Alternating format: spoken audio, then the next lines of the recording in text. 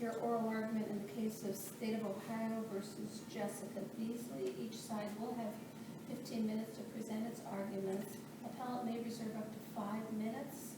Just let me know when you take the podium if you wish to reserve time, and if so, how much. The arguments are being visually and audibly recorded to be posted online, so please keep your voices up and remain behind the podium. We've read your briefs and we are ready to begin when you are.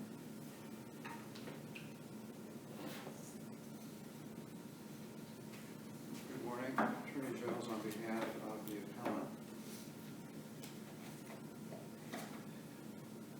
Watching the news is sometimes helpful because I was able to come across Thames versus Indiana. That's a bit of a news thing I was reading in the morning. And it is clear that Thames is certainly extremely helpful in this particular case.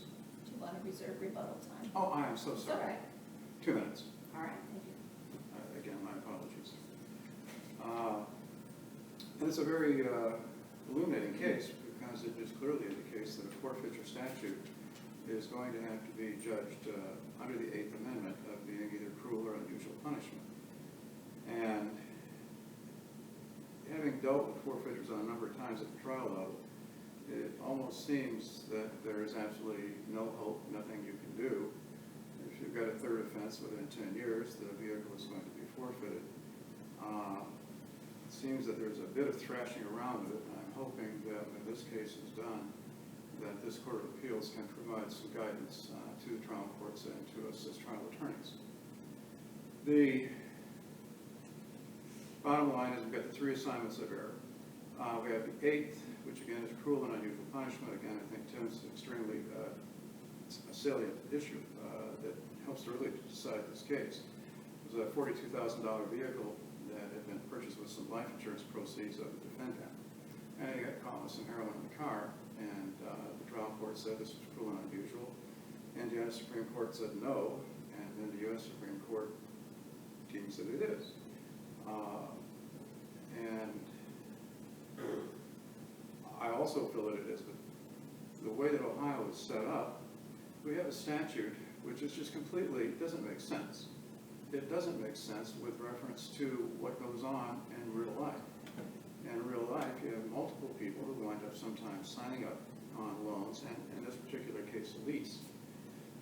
And you have the co-signer, which is Mr. Sellers, the father of the defendant. He resides in Tennessee, and certainly there was nothing to indicate, unbeknownst to him, that his daughter would take off in the car and then wind up getting a third offense within 10 in Ohio.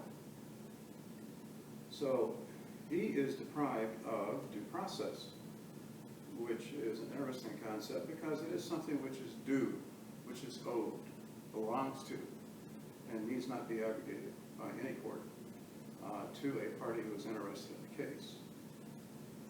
The way the law is set up, the car is seized, and then motions are filed for forfeiture, and notice has to be provided. Now that's assignment of error number 3. I think that the court can easily decide the case and send it back on assignment of error number 3, because there is not, but I would ask that you not. I mean, that's, you can decide it on that and kick it back, because there is not notice to an interested party, Mr. Sellers. It doesn't exist. The court provided and mandated exactly how notice was to occur by certified mail return receipt. There was a certified mail sent out, but when you go through the record of the file, you'll not find one. And you certainly will not find anything signed or even closely signed by Mr. Sellers, an interested party that the court mandated had to be informed. So there's... Does she have standing to bring his claim that he should have been informed? Yes, and again, you can kick the brief out if you wish, but I filed this brief on behalf of both of these people. Again, I've used the word appellants a couple of times throughout, including about Mr. Sellers. So, yes, I think there is standing to bring to the court an obvious error. The law should give some solace to innocent people that they're going to have a chance to, be heard and be spoken to. However, the statute Counsel, I'm sorry, I gotta stop you for a second. Rather than me taking the time to try to see the briefs were filed, I'm taking your word that you filed them on behalf of Ms. Beasley's father also. Let's just assume that you did. Let's take a look. Shouldn't those issues regarding him have been brought up at the trial level for the first time? Whether or not he was properly served, his due process rights? I guess what I'm asking is, are you asking us to make those decisions for the first time? How do you bring up due process rights when he's not notified? And was that It issue was explained raised? to the, it was explained, yes, it's in the transcript of the proceedings. It is clear that the court is totally informed that Mr. Sellers is an interested party. The lease, which was the basis for the car being in the possession of Ms. Beasley, is signed by both Mr. Sellers and by Ms. Beasley. And the court clearly ordered that Mr. Sellers be notified. And again, the court determined, and it's mentioned in a brief, there's a transcript mentioned by the visiting judge, where he acknowledges that Mr. Sellers is in fact an interested party, is an innocent party. Here's my question. Who, in your opinion, is the innocent owner? Alley Financial. They're the less, it was originally a local dealer, then they kicked the lease up to, a corporate level. And we go from there. But Alley is the innocent owner. But you have a lease, so there is another interested party.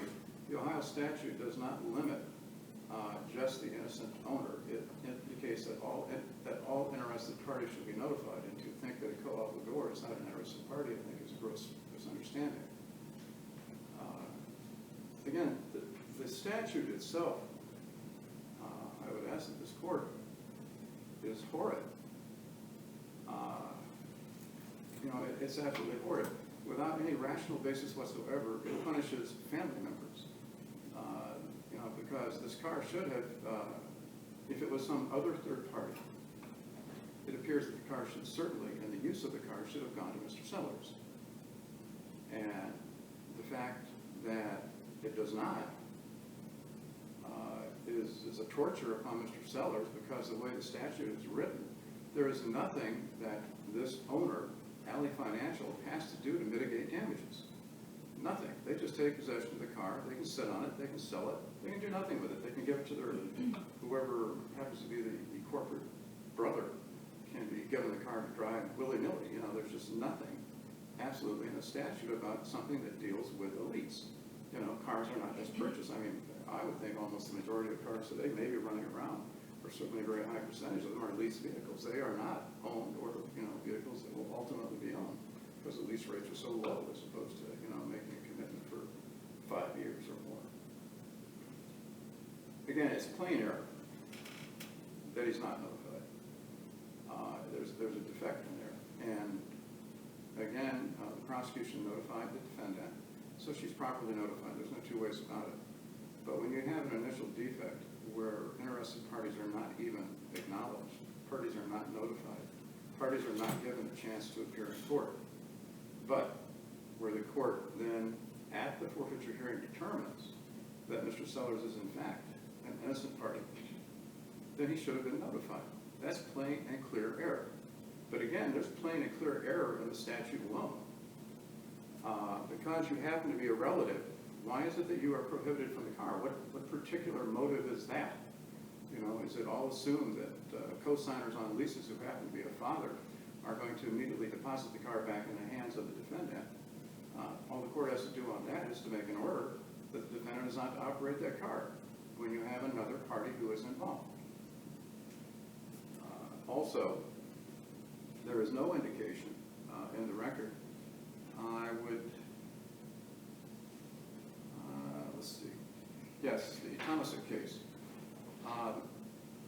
There is a requirement that there be a proportionality test as to the harshness, the property relationship, the culpability of the defendant, here the innocent owner, or not the innocent owner, but the innocent lessee, the subjective value of the car. Here, the value of the car is basically of no value at all, but court, as cited in my reply brief, indicates that it believed that there would not be any further payments that would be due under the lease.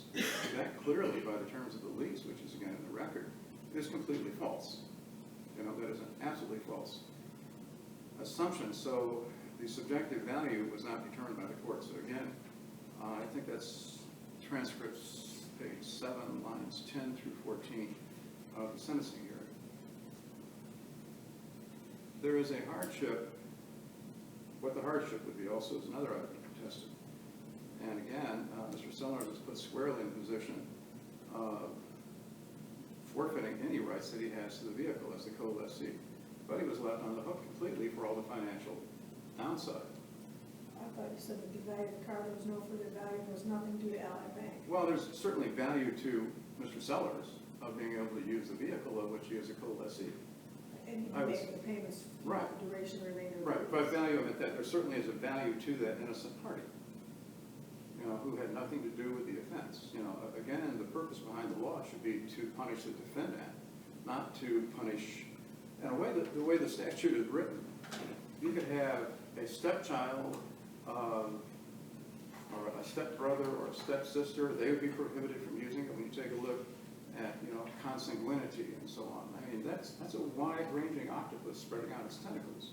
And why are those people, you know, if they would be willing to take the car, take the lease, you know, and drive the vehicle and pay for the lease, why should they be prohibited? Because they happen to be a stepchild of some other former or new spouse. There has to be some rational purpose to the law, and I understand punishing the defendant to correct behavior, to make sure they get the message. But when the car is not owned by the defendant, if the car is owned by the defendant, there is a cosigner on that.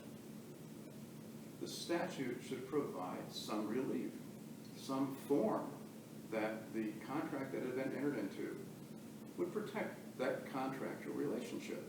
So you've got, again, you've got a real interplay of various legal aspects here, all of which are plain error, all of which violate basic principles of the United States Constitution, which has been clearly applied to all the states by the Tim case. How much time is left? 3 minutes and 20 seconds. Nothing further.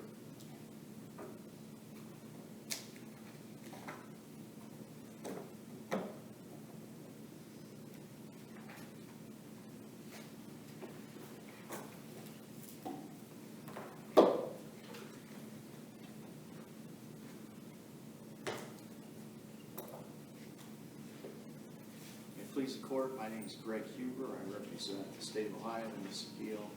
The appellee, we respectfully disagree with what the appellant is arguing. First point I'd like to make, Attorney Jones attacks the forfeiture statute. In trial court, Attorney Jones never presented an issue with respect to the forfeiture statute. If you look at the transcript of this case, at the sentencing hearing, when it got to the aspect of the vehicle, Attorney Jones simply indicated for the record that Michael Sellers is the defendant's father. He's a co-lessor on a leased vehicle. Ally Bank was present at the hearing. Ally Bank had filed a notice indicating that the defendant was in default of the lease and that Michael Sellers is a co-lessor. Frankly, most of the issues that the defendant is arguing about at this point, or the appellant is arguing, are controlled by the contract that the lessors entered into. This arrest resulted in a default under the lease. Ally Bank entered this hearing, notified the court that they're the owner of the vehicle, and asked that the vehicle be returned because of Ms. Beasley's default on the lease. Was the default simply failure to pay, or was the default something more? It was the arrest and the taking of the vehicle. And that's spelled out in the lease? Well, the lease is included in the transcript as a part of Ally Bank's motion. There's a provision in the lease that says if such a situation as this occurs, that you forfeit or you have to return it. That was Ally Bank's position. They literally wrote in their brief that Ms. Beasley is in default. My position is at that point, then the court didn't forfeit. The court followed the provision of 4503.234B2 that essentially says there shall be no forfeiture. And in fact, when I was asked, if you look in the transcript, I stated my position is the vehicle should be returned to the lessor. I don't think there should be a forfeiture. That's my statement at the hearing. The court then turned to Mr. Jones, and the only two things he said about this are as follows. Yes, her father, he's a co-obligor on the lease. There are two obligors on the lease, and he's in possession of the motor vehicle in the state of Tennessee. There was never any objection presented with respect to notice, so the issue wasn't preserved, and I would state that it's waived. And moreover, I don't think that the defendant can make that representation at the trial court level and then come here and state that he's now representing the co-lessor, Mr. Sullivan. I don't think you can have it both ways. If there was an issue, it needed to be addressed at the trial court level. There was no request for a continuance. There was no indication to anybody at that level that there was a notice issue. Because if there had been, it would have been easy to request a continuance, set the issue for another hearing, and that did not happen. Counsel, and I recognize that you may not have a horse in this particular race, but is germane to the court's order a finding that the lease had been breached? If there was no forfeiture order? Well, if you look at the order simply indicates that the vehicle will be returned to the owner lessor. The revised code 4503.234 spells out exactly what the court is supposed to do, and that is what the court did in this case. It doesn't require a finding of breach. It just requires that the owner enter into the case and indicate a willingness to take the vehicle. And at that point, the court shall not order a forfeiture, which is spelled out in the statute. The vehicle shall be returned to the lien holder,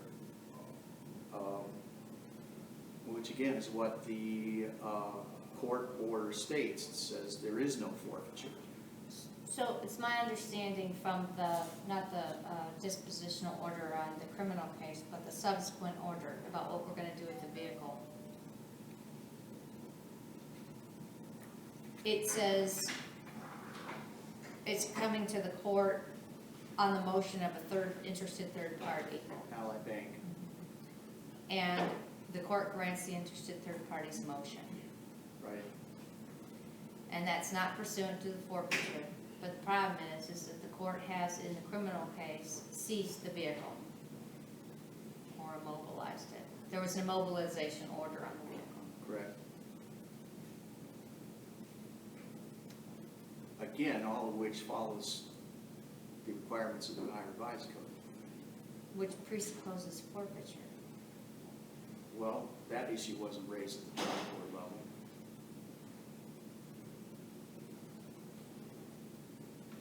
If you look at the transcript, Mr. Jones's only statement is this.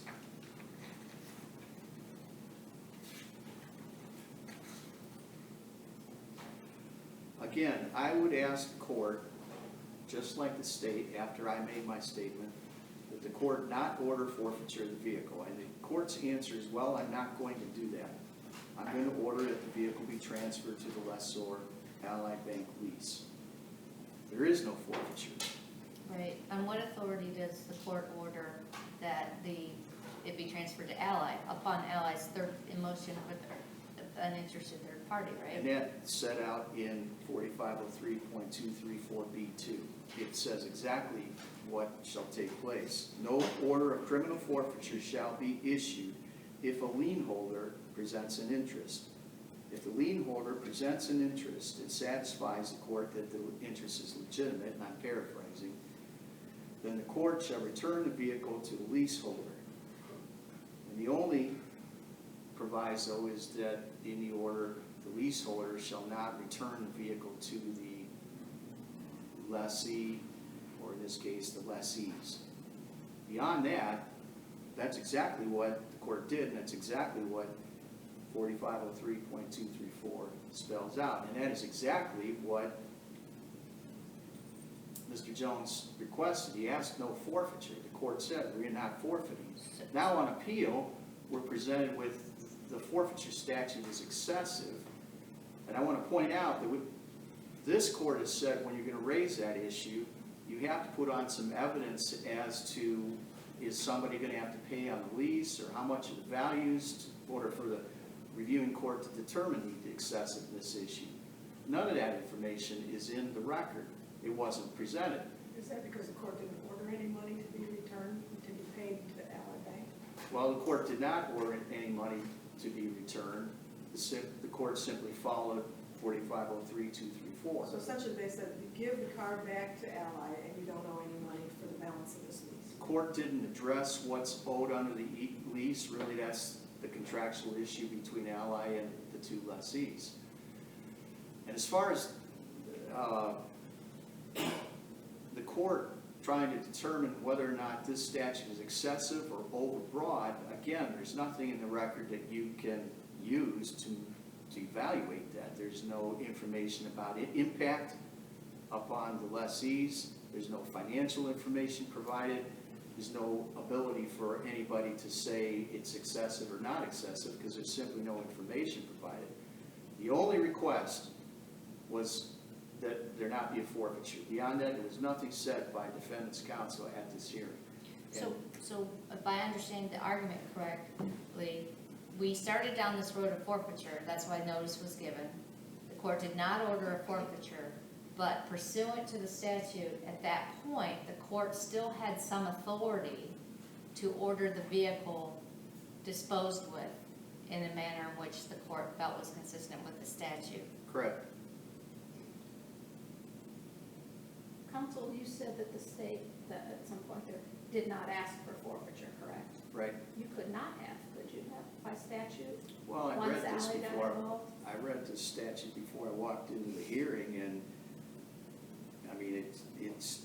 Let me rephrase my question. I guess you could have asked, but the court could not have ordered forfeiture for that statute. Well, I didn't think it was appropriate after I read this law, given the fact that there was an innocent lessor. Well, because we're still during the lease term,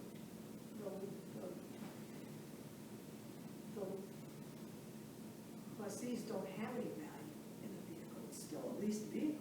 Correct. There's no established value to forfeit. Correct. Now, I suppose you could put on evidence at the trial court level of something pertaining to the lessor taking the vehicle back and you having to continue to pay under the lease. That's speculative, because no information was offered by the defendant as to that issue. It was simply a request for no forfeiture.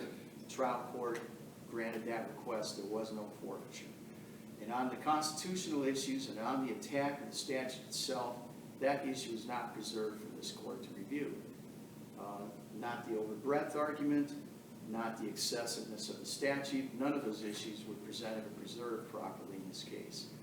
And with respect to the argument concerning notice, in the trial transcript, notice was sent by Federal Express to Mr. Sellers, the co-lessee, at his last known address. Under Local Rule 10C, the judge allows for use of service through Civil Rule 5B. Civil Rule 5B and the Supreme Court Rules of Superintendents allow the use of a commercial carrier. This was delivered to the commercial carrier. It was sent out to this gentleman's last known address, and that's the best that the court could do and did do. And even if there were error, I would contend that it would be harmless error, because the result, even if Mr. Sellers were back in front of the court, would be the same. The outcome of this situation is controlled by this lease. Once there's a default, it's really between the lessor and the two lessees to sort out because there was a default. So is the default or the finding of default on the breach germane or not germane to whether or not this was proper with the trial court? Well, I don't think the trial court can really address that issue. The statute simply says you deliver the vehicle to the lessor, and that's what the court did. And after that, it's, I would have to speculate as to what's going to take place between the lessor and the lessees. And what about this possible scenario? There's an immobilization order, the case is over, the order's lifted. Because it seems as if what they did well, actually it doesn't seem, the court order actually says, on motion of Ally, we're gonna order it returned to Ally. And that motion was made in the context of a forfeiture proceeding that never took place. Well, 4503.234 contemplates that procedure. Of course it does. It also contemplates a forfeiture proceeding has commenced, correct? Well, it's up to the court as to whether to grant that forfeiture. There is some discretion. The court did not do that. So if we made a mistake, we'll send it back and we'll fix it. What's your position on Mr. Jones' plain error? Well, I don't think there is any plain error. The notice was sent to the last known address. Issues pertaining to constitutionality and excessiveness of the statute were never presented to the trial court, so the trial court had no opportunity to address it. I never had an opportunity to address it. At the hearing, the only request was don't forfeit the vehicle. I asked the court, don't forfeit the vehicle, follow the statute, should be returned to the lessor. That's exactly what happened. I cannot see where in this record there is plain error. Forfeiting the vehicle would have meant it went to the state of Ohio, or rather maybe the arresting police department. Correct. And forfeiture is mandatory in this instance as a result of the defendant's third offense in 10 years. So if she'd owned the vehicle outright, the state could have taken the vehicle. Could have. And it has. Sold it. Pardon me? Sold it and kept it. Could have. She's been on the hook for the balance of the loan, she had. Exactly. Thank you for your time. Thank you.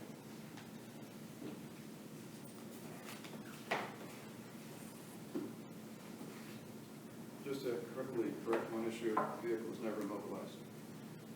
Where was the vehicle? In her possession the whole time In during the hers case. or in Tennessee with Mr. Sellers? According to, from what I was told, Tennessee, but I know that there was no impoundment in the motor vehicle. Because the court order says that it was immobilized, and that this vehicle was seized and immobilized as part of this action, but you're saying the record does not reflect that. No, the vehicle was not immobilized. The vehicle, the officer didn't do it right. So it never was immobilized. The vehicle was in possession the whole time, otherwise how in the world did it get, into seller's possession? Any event, I guess maybe I still think that apples are apples, because the court, if there's no forfeiture, what right did it have to say that the lessor couldn't use the vehicle?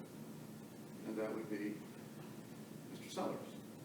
And again, I did, on the reply brief, apparently we had heard something from Mr. Sellers between the briefs being filed, because the brief of service on that indicates for appellates, and Mr. Sellers' name is mentioned there on the reply. Again, we get notice, and then that's on the reply brief, not the original brief. In any event, if it's without privilege to order a forfeiture, again, I don't understand this family situation. Why is that so broad? Well, counsel, I think the state is arguing, although I don't know that, as I said to the state, I don't know whether they have a horse in this race or not, but I think what they're saying is the statute clearly says when they have a vehicle, you can't return it. It doesn't talk about after you forfeit the vehicle, you can't return it, because quite frankly, a forfeiture would mean it was forfeited. So, what's your argument with respect to how the statute itself fits into a situation such as this where the vehicle is not forfeited? Is it not implicated, or is it, it's out there. I understand it's out there, but what purpose does it serve to interfere with contract rights that exist prior to this event of the guilty party as opposed to the innocent party?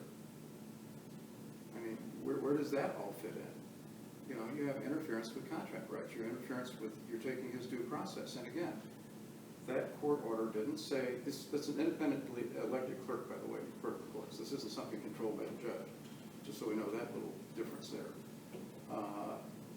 That judge clearly mandated exactly how service was to be made, and it was not. It was not. Now, if that's error that's brought to the court, and again, Mr. Sellers was not represented by me at the time of the hearing, he was not represented by anybody, and for all we know, he had no notice of anything. And upon going through the record of the brief, all of a sudden I find out that the court's orders are not followed. I mean, the clerk should have notified all parties, we have failed in service. We did not get a certified no return receipt back. I mean, that's what you do when you're the clerk of courts. You notify, you know, the attorneys, hey, we didn't get this guy. But no, so they decide, okay, let's just send it out by FedEx. That is not the clear order of the court, and the court also ordered that some proof by reason of a signed receipt will be in the record. But Look through that is record. that only relevant if, wait a minute, I just want to say, your time's up, so I'll let Judge Hensel ask the question. Actually, I'm fine, thank you. All right. Thank you for.